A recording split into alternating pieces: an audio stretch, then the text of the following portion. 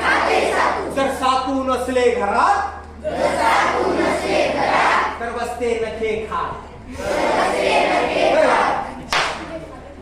जर सातू नसले घरात तर बसते नखे खात. ए दादा टेकून बिकून नाही उभं राहायचं. जर सातू नसले घरात तर बसते नखे खात. एकदा उजवा पाय एकदा डावा पाय. जर सातू नसले घरात तर बसते नखे खात.